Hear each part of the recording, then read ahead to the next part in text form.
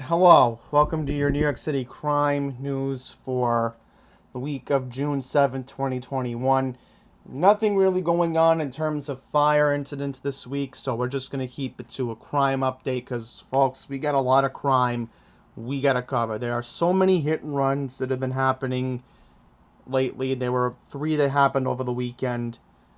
There are multiple shootings we got to cover. A lot that need to be discussed. And we're going to lead off with something very disturbing that actually happened to a child here in Fresh Meadows. Well, from Fresh Meadows. But before we get into that, let's discuss, once again, New York 1 slacking up in their crime coverage. You know, I'm glad that they are talking about the election, and I'm glad that, you know, we're only 15 days out from the 22nd. And I've already done the absentee. But, you know, I get that.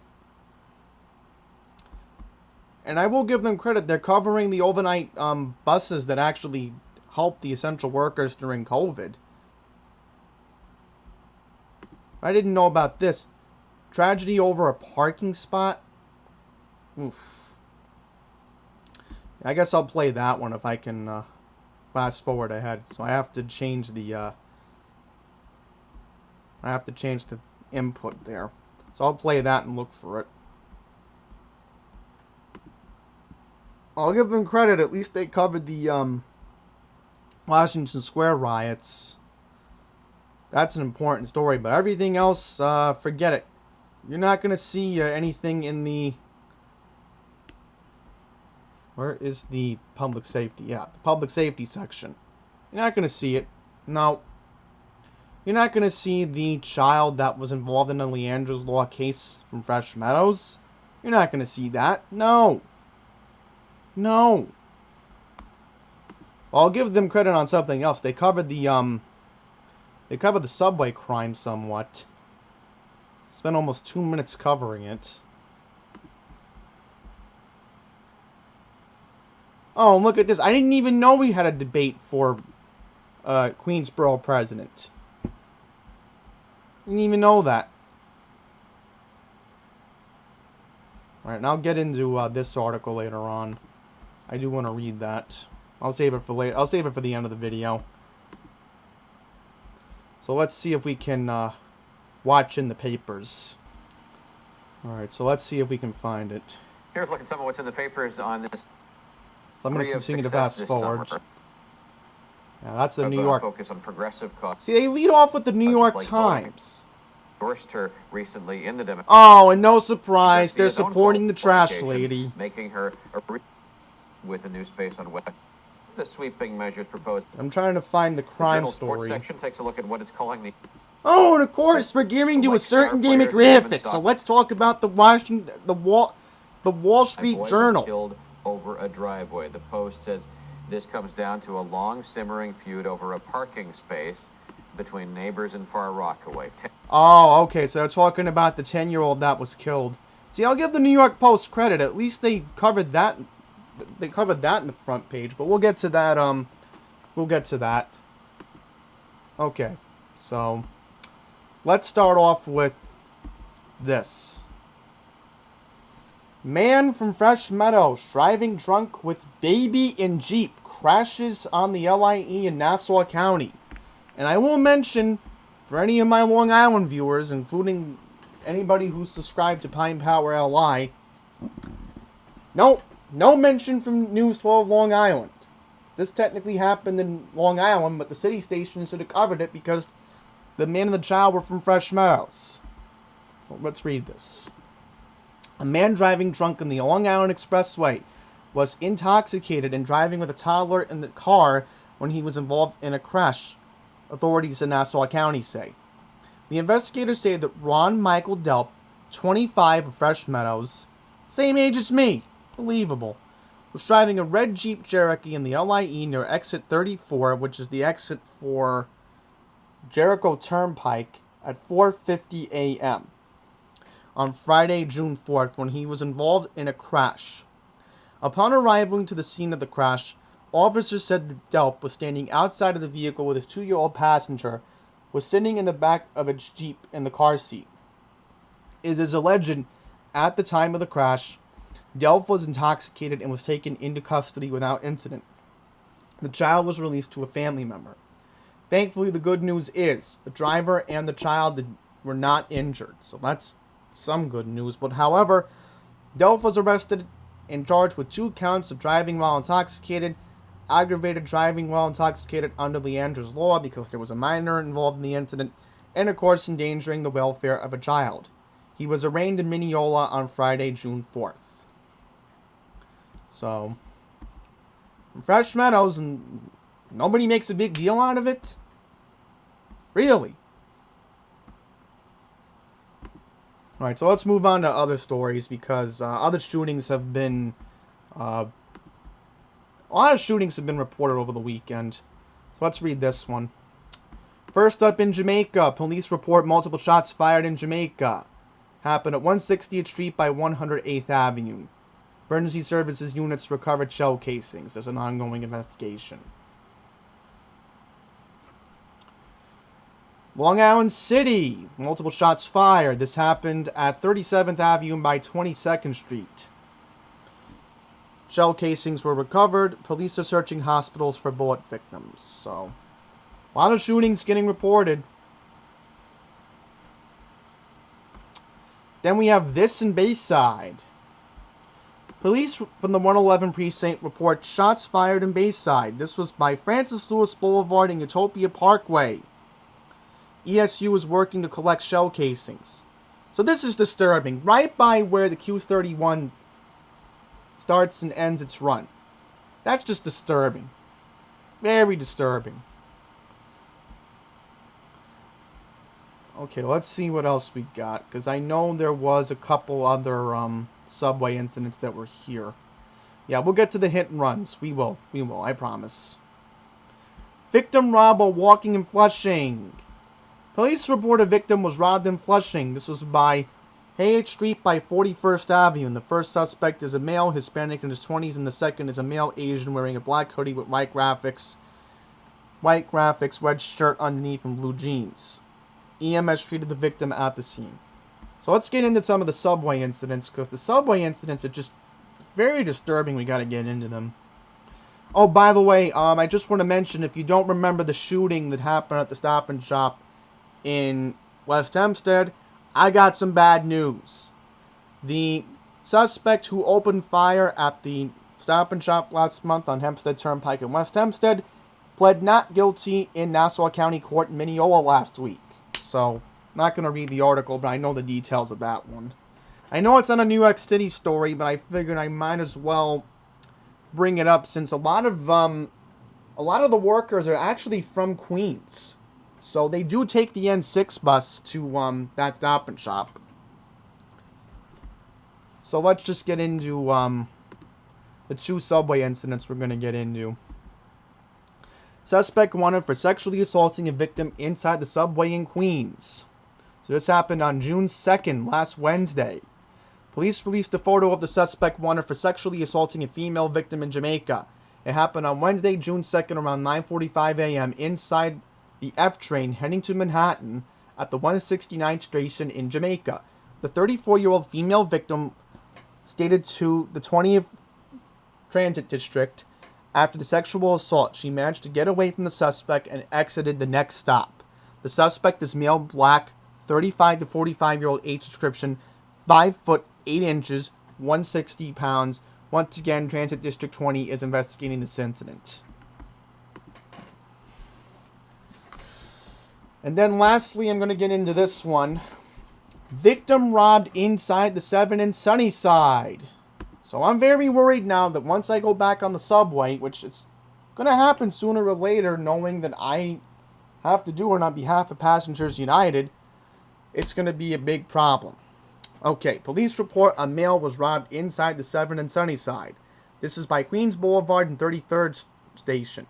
It happened around 7 a.m. The suspects are male Hispanics, took off on foot after the train stopped. Ongoing investigation. There you go. A lot of crime that has to be covered. So, Now we're going to move on to the hit and run incidents, and these are just disturbing, and I have to get into. There was a fourth incident that was reported last week, believe it or not, in Astoria. Okay, let's get to the timeline of events. Let's start off with the one that happened on May 28th. Come to think of it, I actually did cover this last week. Okay. Right, my bad. We're not going to get into this. I covered this last week. That was because Felicia Kalan made me aware of that one. Okay, so let's get into the hit and runs that have been going on over the weekend. So we had 3 reported, 2 in Queens and 1 in Manhattan. So let's get into this article from AM New York. 2 children in Queens and a tourist in Manhattan were critically injured on Friday night in 3 separate street collisions in many hours. Law enforcement sources said the drivers responsible for 2 of the incidents fled the scene afterwards and remain at large at this time. So, sadly, I will get into the first incident because the first incident in the Upper West Side actually involved an actress. So let's see if I can find you a different article about that. Upper West Side hit and run. Okay. Let's see. Yes, there we go. Rather would read from the New York Post, because the New York Post actually doesn't kill my CPU that much. Okay, so here we go. Upper West Side hit and run victim has been identified by family as actress Lisa Baines. Stage and screen actress Lisa Baines is fighting for her life Saturday after being struck by what cops said may have been a hit-and-run scooter driver on the Upper West Side. The first since the pandemic began, she was back in the city. This is sources according to the New York Post. The 65-year-old actress who lives in Los Angeles and has appeared in dozens of TV shows and movies, including A Cure for Wellness and Gone Girl, was on her way to meet her wife for a dinner party at a close pal's home near Lincoln Center when she was mowed down by a red and black scooter or motorbike Friday, June 4th at 6:30 p.m. on West 64th Street and Amsterdam Avenue, according to friends and police. She remained in critical condition late Saturday in the intensive care unit at Mount Sinai Morningside Hospital with traumatic brain injury. So I will use this for the thumbnail this week because, again, we have to really continue to keep talking about these hit and runs because I know I did a video about it last week and it's just awful. Really awful. Her wife, Catherine Cranhold, said we'll know more in the next few days. A terrible accident was a cruel twist for Baines, who had been delighted to finally make it back to New York City late last month in May with her wife, eager to see old friends in the place she missed so much. Her friend Christina Quaston said, "She loves New York. She's an LA girl, but she spent so many happy years in New York." Baines initially included cleaning glasses and an annual Memorial Day weekend party at producer Clyde Davis's Westchester County home. On Friday, she had a mini reunion with the cast of the Nicotets, the 2018 play she starred in the Manhattan Theater Club.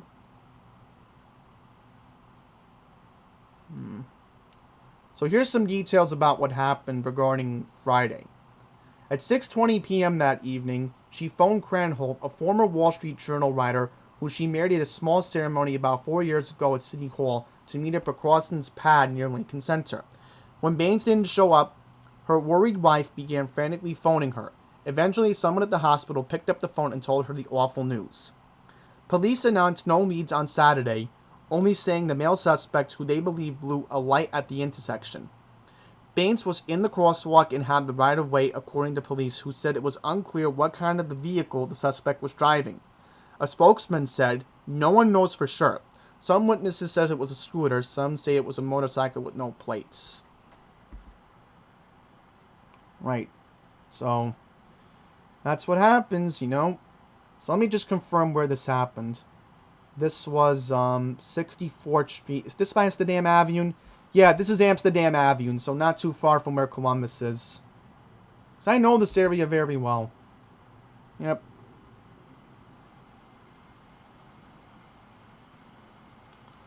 So I'm hoping that Lisa Baines will be okay. Because I know this became a bigger story once Channel 2, believe it or not, they were the first to make the announcement of who this person is.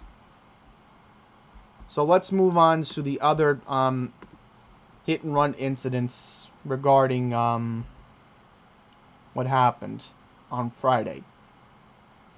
Later in Queens, a 10-year-old boy the same evening remained in critical condition after being struck by an SUV driver at the corner of Jewel Avenue and 110th Street.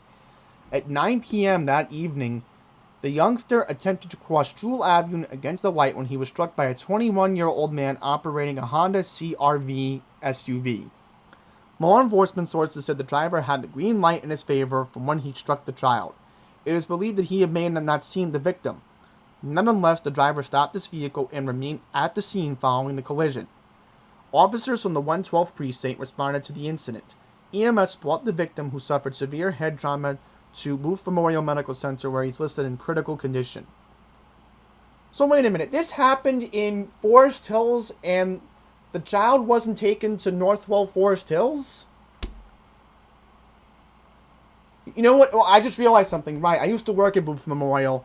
They have a very good trauma center, so that's why I think that's why the kid was taken there, because they have a good pediatric division. And I actually used to do custodial work for them. Finally, a half hour later, a 16-year-old boy was run down while riding his bike near the corner of College Point Boulevard and 15th Avenue in College Point. And by the way, Loud Labs was the first to cover this. I'll give Adam credit. Law enforcement sources said the young bicyclist was struck at 9:30 p.m. the same evening by an unidentified driver behind the wheel of a 2019 Toyota Camry. Police said the driver was moving to the Camry northbound along College Point Boulevard when they suddenly veered to the left into the southbound lane. Despite hitting the youngster, the driver did not stop and instead continued heading northbound on College Point Boulevard. Police later found the Camry abandoned 2 blocks away at the corner of 15th Avenue and 120th Street. Officers from the 109 Precinct and EMS units responded to a 911 call about the incident. EMS rushed the teenager, who suffered head trauma, to Jacoby Hospital in the Bronx, where he's listed in critical condition. The driver of the Toyota Camry remains at large at this time.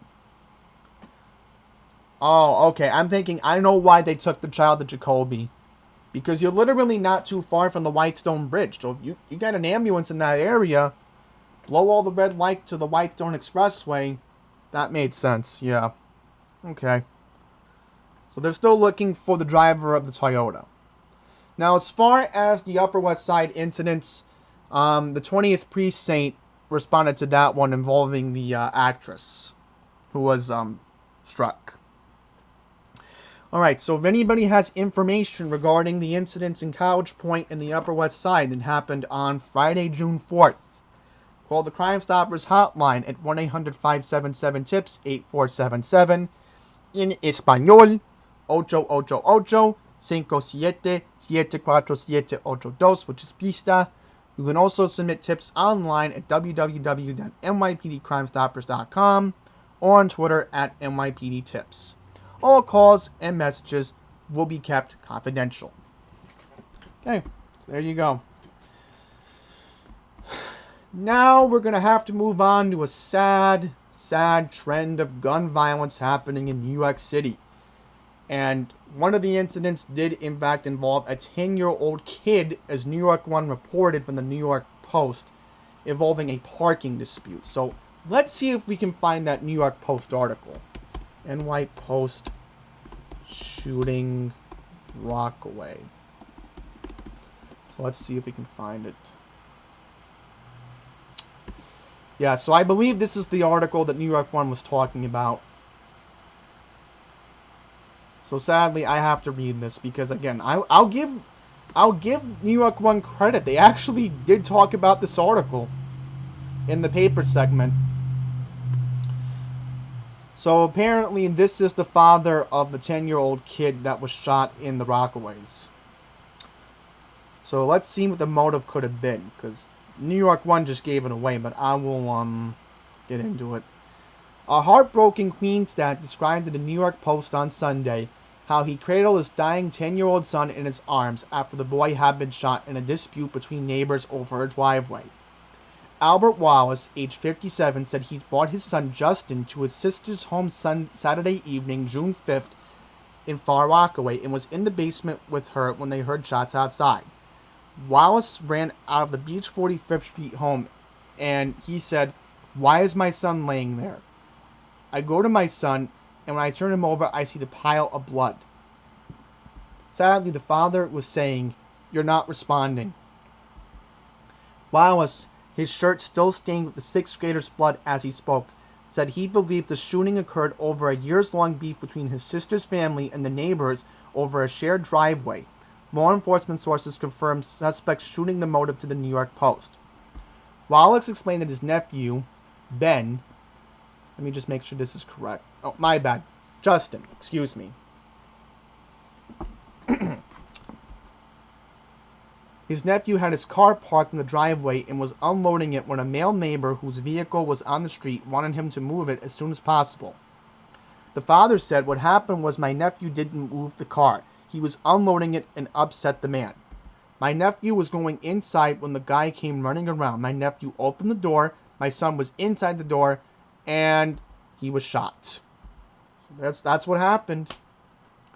You know, I'm glad New York One clarified it this morning. I'll give them credit. If they don't have that in the paper segment, we would have never have found out. But again, they've spent too much time talking about the Wall Street Journal and the New York Times because we don't want to upset a certain demographic. Instead, blue-collar papers like the Daily News and the New York Post somewhat don't matter.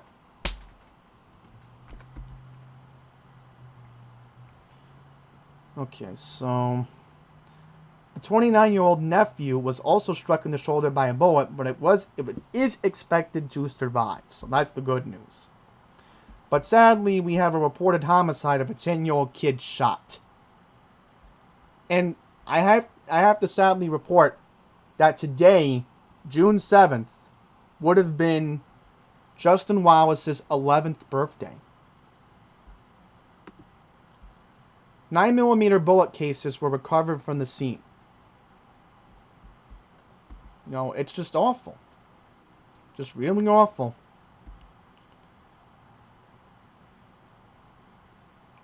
There you go. Alright, so we'll move on to the next shooting incident in Kips Bay. Close out these articles for a second. Okay, so let's see if we can find it. Oh, by the way, we have a surveillance video of the shooting, so let's just take a look. So they are looking for a suspect.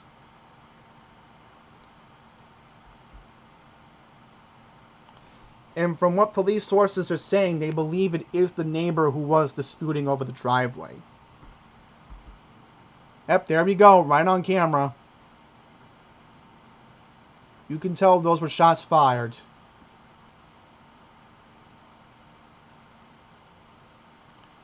So sadly, I have to report that the child was taken to St. John's Episcopal Hospital, where he was pronounced dead.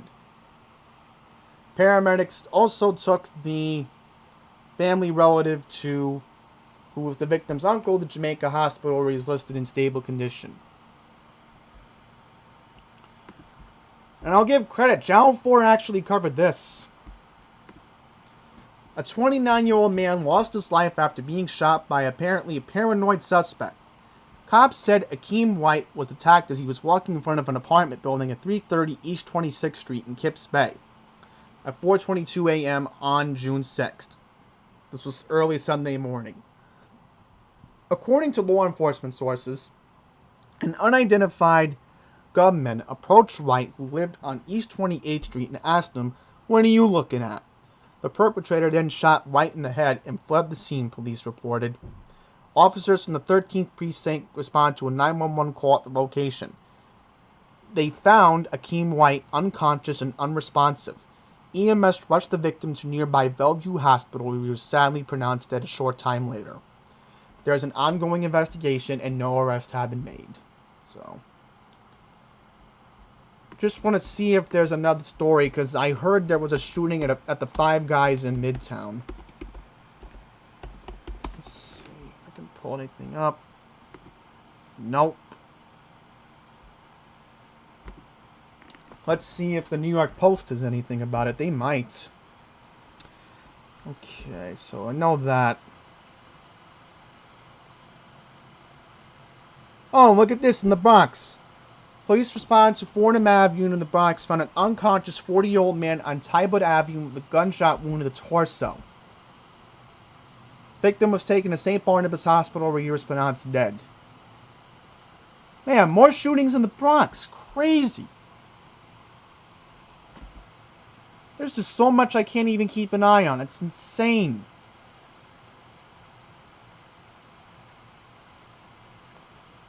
Alright, so thankfully I know where to find it. Let's pull this up, because again, there's just so much that everybody can cover, but it's so hard to keep an eye on it. Okay, let's see if I can pull it up.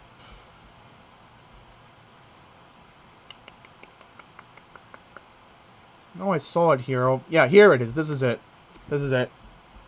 What happened? How do you feel about this shooting here that happened? It's really scary, to be honest. We don't want to close this area anymore because it doesn't seem like it's safe. Love Five Guys. Super solid.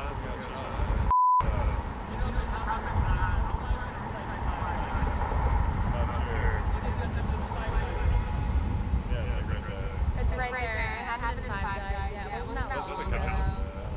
They said something got shot just now. Best of luck. So sorry.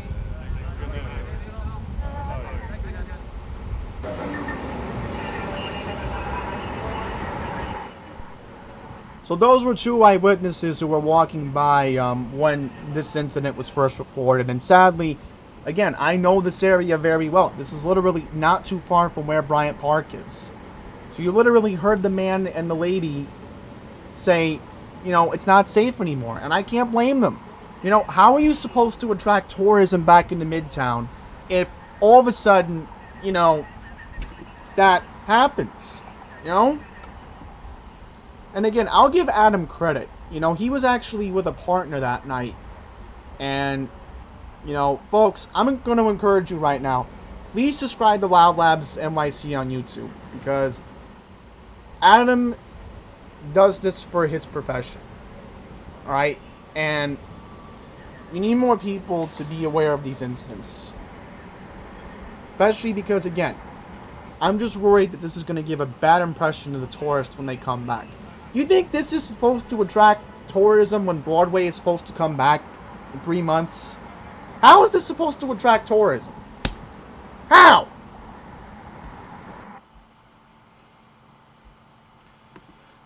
Alright, so let's move on, because we have another subway incident we're going to get into. Let me just make sure that I can get to these two, because I don't want to make the video longer than it has to be. Because there's more stuff we're going to get into. So I'm just going to read 3 more stories, and then we'll wrap this up. Okay. Queens vandal busted for hateful tags similar to those found on defaced Vietnam Veterans Memorial. A Queens man was booked for allegedly going on a hateful graffiti spree in his neighborhood in May, using symbols and tags similar to vandalism found on the Queensborough's Vietnam Veterans Memorial. Law enforcement said Christopher Bahame, 41, of Justice Avenue in Elmhurst, was picked up on June 3rd for trashing 2 construction sites and a grocery store in his neighborhood between May 30th and 31st with swastikas and the tag number 110. So, 110 possibly meaning, I would think, the 110 precinct. That's what I think. So there is some disturbing stuff. Thankfully, you know, nothing too graphic. You can tell that's the swastika right there. Okay.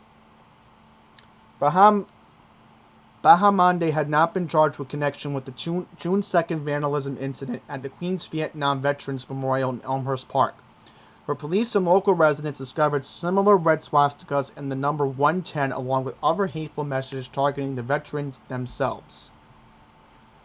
The incident drew outrage from the community, including Queens District Attorney Melinda Katz, who during her tenure as borough president was instrumental in moving the Vietnam Veterans Memorial Project forward, and City Councilman Robert Holden.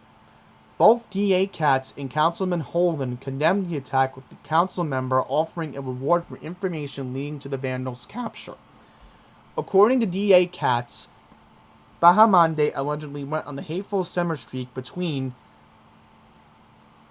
Saturday, May 30th and Sunday, May 31st, hitting a green construction site fence on 54th Avenue with 2 swastikas and the number 110. He allegedly did the same to another construction fence down the block on the nearby 90th Street.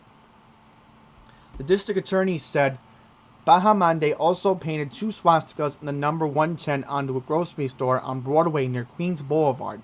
Accompanying that vandalism, law enforcement sources said was a boastful message, "Today I will never do time."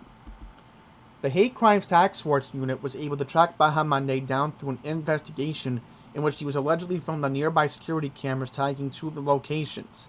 The DA said in a statement, the defendant allegedly used symbols of hate to deface property and intimidate members of our shared community.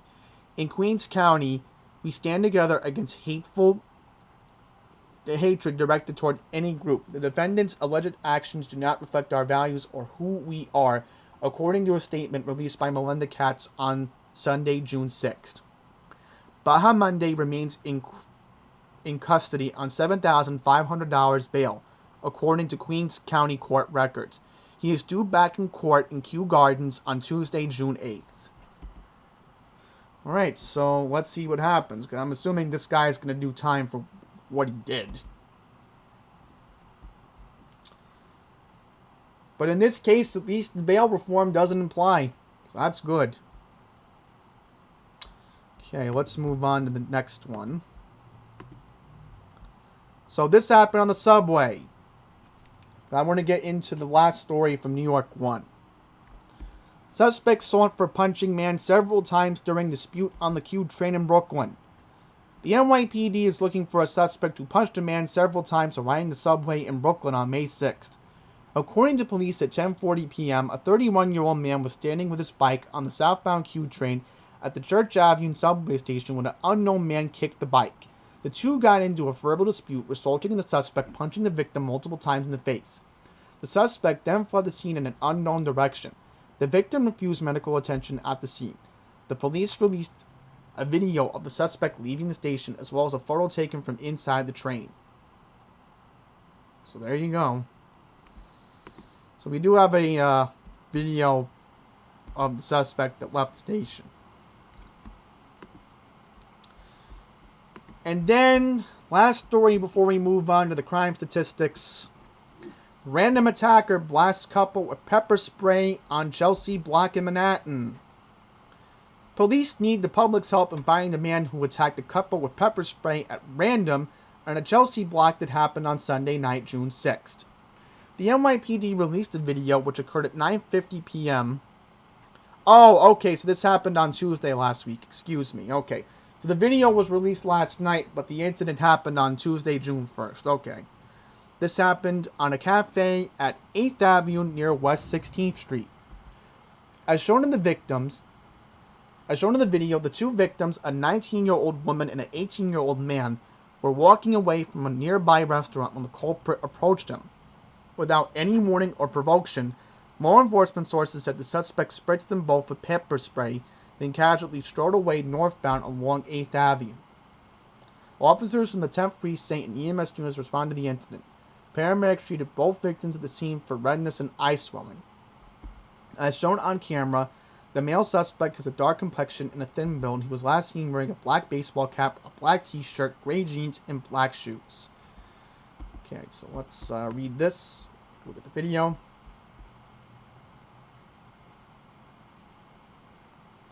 Look at this. This is ridiculous. These two people were just minding their own business, and all of a sudden, this guy just sprays them. Ridiculous. You know, you can't mind your own business while getting involved in a violent crime? My goodness. You know, I just really wish that the city would be more accurate and tell us the actual statistics of being the victim of a crime in New York City lately. There has to be a dangerous statistic. There must be a 1 in something chance. Alright, so this is a brief article from New York One, so I'll quickly read it. The NYPD says overall crime in the city is up 22% when you compare it to May of 2021 to May of 2020. The department's latest crime stats show shootings increased 73% from 100 incidents last year to 173 this year. That was on top of a 63% increase the previous year.